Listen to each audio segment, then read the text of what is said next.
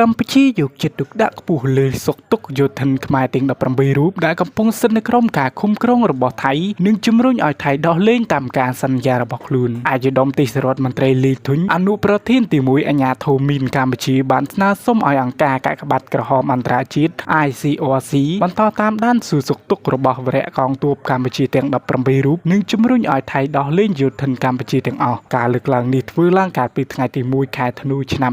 2025អំឡុងពេលនៃការជួបពិភាក្សាការងាររវាងអាយដាមនិងលោក Gilles Carbonnier អនុប្រធានកាកបាទក្រហមអន្តរជាតិ ICRC ខណៈអាយដាមកំពុងចូលរួមកិច្ចប្រជុំលើកទី22នៃរដ្ឋភាគីអនុសញ្ញាអូតាវ៉ានៅទីក្រុងយូហ្សឺណែវប្រទេសស្វីសអាយដាមទេសរដ្ឋមន្ត្រីបានថ្លែងអំណរគុណដល់អង្គការកាកបាទក្រហមអន្តរជាតិដែលបានផ្ដល់កិច្ចសហការនិងគាំទ្រដល់កម្ពុជាក្នុងការទាមទារឲ្យដោះលែងវរៈកងទ័ពកម្ពុជាទាំង18រូបនិងដាក់ឲ្យស្ថិតក្រោមការคุ้មគ្រងដោយខុសច្បាប់របស់យោធាថៃអាយដាមក៏បានស្នើដល់អង្គការកាកបាទក្រហមអន្តរជាតិបន្តតាមដានសួរសុខទុក្ខរបស់វរៈកងទ័ពកម្ពុជាទាំង18រូបនិងជំរុញឲ្យថៃដោះលែងយោធិនកម្ពុជាទាំងអស់ឲ្យបានឆាប់រហ័សជាទីបំផុតដើម្បីពួកគាត់អាចត្រឡប់មកជួបជុំគ្រួសារវិញប្រកបដោយសុខសុវត្ថិភាពជាការឆ្លើយតបលោក Gilles Carbonnier បានលើកឡើងថាអង្គការកាកបាទក្រហមអន្តរជាតិនឹងបន្តតាមដានសុខទុក្ខរបស់វរៈកងទ័ពជួរមុខកម្ពុជានិងសន្យាធ្វើការជាបន្តចំពោះបញ្ហានេះជាមួយគ្រប់ភាគីពាក់ព័ន្ធ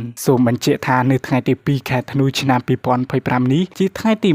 126ហើយដែលវរៈកងទ័ពកម្ពុជាចំនួន18រូបត្រូវបានចាប់ខ្លួននិងដាក់ឲ្យស្ថិតក្រោមការឃុំឃ្នងរបស់យោធាថៃ